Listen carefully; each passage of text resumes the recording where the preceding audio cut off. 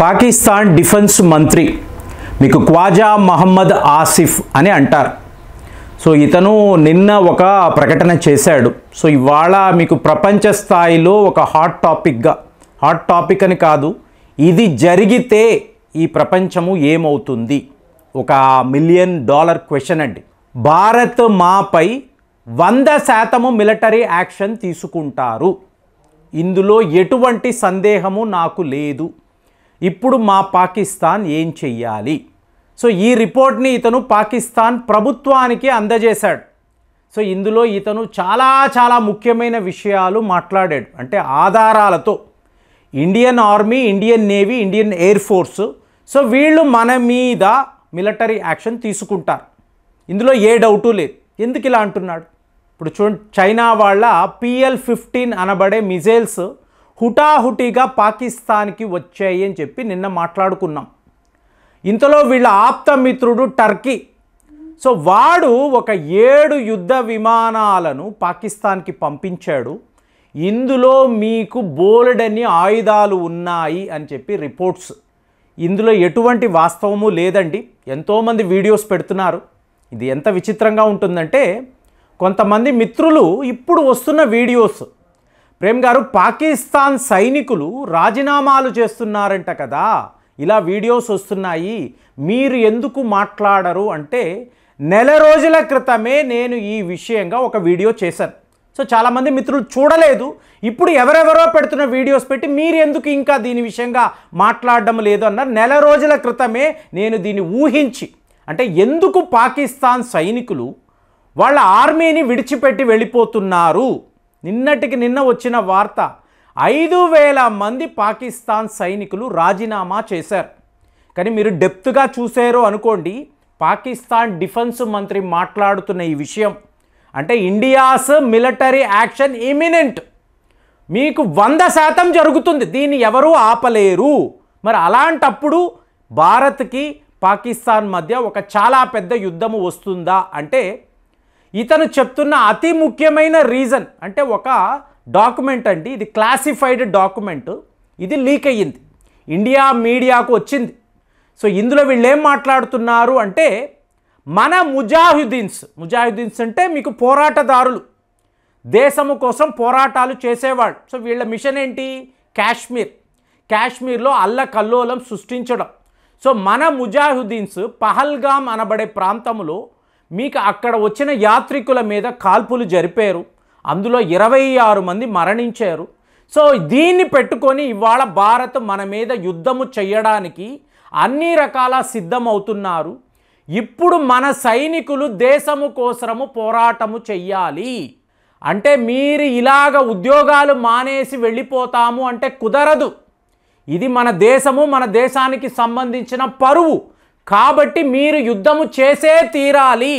ఒకవేళ ఎవరైనా ఇలా రిజైన్ చేసేసి వెళ్ళిపోతాము అంటే, మీ మీద మేము మిలిటరీ యాక్షన్ తీసుకుంటాము, యుద్ధము చేసే తీరాలి, మీ ప్రాణత్యాగాలు చేసే తీరాలి, నో అంటే మేమే మిమ్మల్ని లేపేస్తాము అని చెప్పి పాకిస్తాన్ ఆర్మీ హెడ్ క్వార్టర్స్ నుంచి ఒక నోటీస్ అండి. అంటే దీన్ని వాళ్ళు క్లాసిఫైడ్ అని చెప్పుకుంటున్నారు. ఇది ఇవాళ మీడియాలో మీకు చక్కర్లు కొడుతుంది. ఇక్కడ మీరు గమనించారు అనుకోండి, దేశము కదా పాకిస్తాన్, దేశము, దాన్ని కాపాడాల్సిన బాధ్యత పాకిస్తాన్ ఆర్మీకి ఉంటుంది, వాళ్ళ సైనికుల మీదే కదా ఉంటుంది. వాళ్ళకి ఎందుకు ఇంతలా భయం? అసలు భారత్ ఎప్పుడు ఎక్కడి నుంచి ఎలాంటి దాడులు చేస్తుందో, మన ప్రాణాలు ఎప్పుడు పోతాయో అన్న భయము ఇవాళ పాకిస్తాన్ ఆర్మీలో కొట్టొచ్చున్నట్టు కనిపిస్తుంది. క్లియర్గా వీ కెన్ సీ. ఎందుకు అంటే, ఇప్పుడు చూడండి, అసీం మునీర్ అనబడే ఒక చేతగాని వాళ్ళ చీఫ్, ఇతనే కదా దీనికంతా కూడా కారణం. ఇతను తలుచుకుంటే ఇలాంటి దాడులను ఆపగలడు కదా, ఈ ముజాహిద్దీన్స్ను ఆపగలడు కదా, చెయ్యలేదు. ఇమ్రాన్ ఖాన్ని తీసుకువెళ్ళి జైల్లో పెట్టాడు. తరువాత భారత్ ఇవాళ తమపై యుద్ధానికి వస్తుంది అన్నప్పుడు ఇతను ఇవాళ ఎక్కడ ఉన్నాడు అని చెప్పి మీకు వార్తలు. వెంటనే పాకిస్తాన్ ప్రభుత్వము ఒక ఫోటో పెట్టి, అసీం మునీర్ ఎక్కడికి పారిపోలేదండి, మాతోనే ఉన్నాడు అని ఫోటో పెట్టారు. ఇతను కొన్ని క్లోజప్ షాట్స్ తన ఫోటోలు పెట్టి, నేను పాకిస్తాన్లోనే ఉన్నాను, ఎక్కడికి పారిపోలేదని ఇతను కూడా క్లారిఫై చేస్తున్నాడు. కానీ ఇతను ఏం చేశాడు? ఎక్కడ ఇండియా వైపు నుంచి మిలిటరీ యాక్షన్ ఉంటుందో అని ఆలోచించి తన ఫ్యామిలీని తీసుకువెళ్ళి యూరోప్లో ఎక్కడో సీక్రెట్ ప్లేస్లో దాచి ఉంచాడు. అంటే నీ ఫ్యామిలీ అన్నప్పుడు నువ్వు యూరోప్ పంపించగలవు, మరి మేము మామూలు సైనికులము కదా, మేము అమెరికా వెళ్ళలేము, యూరోప్ వెళ్ళలేము, మరి మాకు ఫ్యామిలీస్ లేవా? ఇది ఇవాళ వాళ్ళు అడుగుతున్నారు. కాబట్టి నువ్వు క్రియేట్ చేసిన యుద్ధం. ఎందుకు ఇలా చెప్తున్నానంటే ఈ తీవ్రవాదులను పెంచి పోషించేది, వాళ్ళకి ట్రైనింగ్ ఇచ్చి డబ్బు ఇచ్చి ఆయుధాలు ఇచ్చి భారత్ మీదకి పంపించేది ఎవరు? ఈ పాకిస్తాన్ ఆర్మీయే కదా, ఐఎస్ఐ వాళ్ళే కదా. మీరు ఇలాగ యుద్ధాలు సృష్టిస్తారు. భారత్ ఒకవేళ మా మీద యుద్ధము చేద్దామని వస్తే మేము మీ తరఫు నుంచి ఎందుకు చేయాలండి? మీరు ఆ తీవ్రవాదులనే పంపించండి. వాళ్ళు ఏదో చేసిన పిచ్చి చేష్టలకి మేము ఎందుకు బలి పశువులు అవ్వాలి? మా ప్రాణాలు ఎందుకు పోవాలి?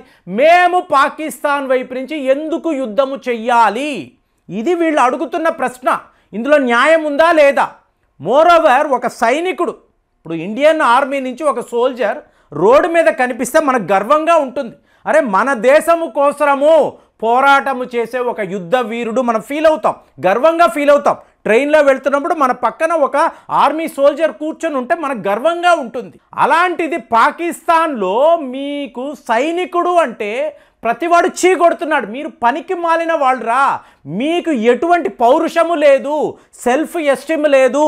మన ప్రియతమ నాయకుడు ఇమ్రాన్ ఖాన్ని జైల్లో పెట్టారు వాళ్ళు, మీరందరూ ఏం చేస్తున్నారు, ఏం పీకుతున్నారు అని చెప్పి ప్రజలు పాకిస్తాన్ ఆర్మీని అడుగుతున్నారు. వాళ్ళకి ఎలా ఉంటుంది? వాళ్ళకి దేశభక్తి అనేది అవసరం లేదండి, ఎందుకంటే జీతాలు లేవు, వాళ్ళకి సరైన వసతులు లేవు.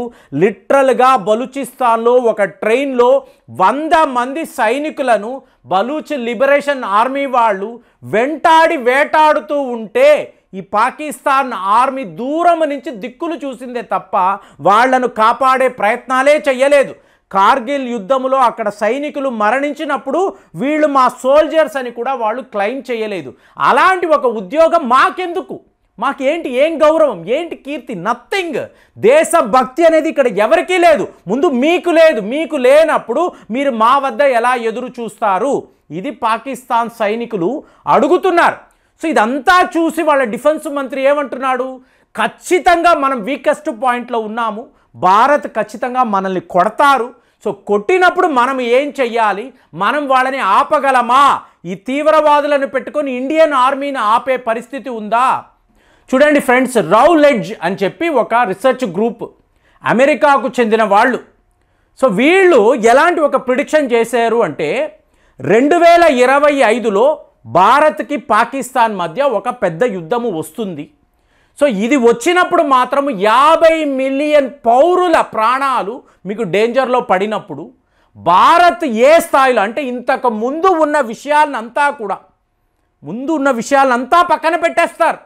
పాకిస్తాన్తో ఒక డైలాగు, ఒక నెగోసియేషన్ మాట్లాడి ఒక పీస్ఫుల్ రెజల్యూషన్, నథింగ్ అండి. ఈసారి అలాంటివి ఏమీ ఉండవు, మొత్తము కూడా పక్కన పెట్టేశారు. ఆధారాలతో మోదీ గారు ప్రూవ్ చేస్తున్నారు, మాకు పాకిస్తాన్తో ఎటువంటి డిస్కషన్ వద్దు, తీవ్రవాదులతో నెగోషియేట్ చేయాల్సిన అవసరమే మాకు లేదు, మాది జీరో టాలరెన్స్, తీవ్రవాదులే మా టార్గెట్, వాళ్ళని మేము టార్గెట్ చేస్తాము.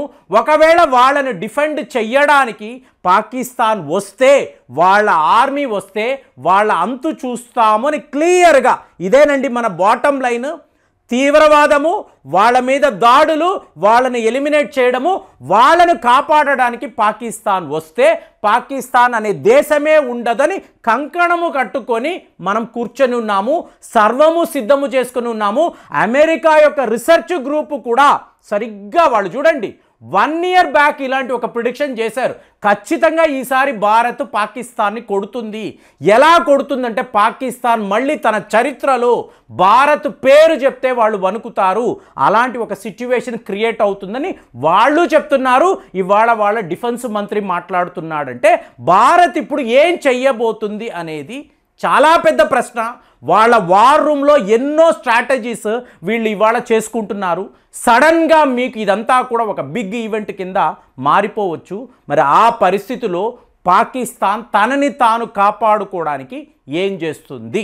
సో మీరు ఆలోచించండి, ఆలోచించి కామెంట్స్లో మీ అమూల్యమైన అభిప్రాయాలు తెలియజేయండి. మళ్ళీ వచ్చే వీడియోలో కలుద్దాం. జై హింద్.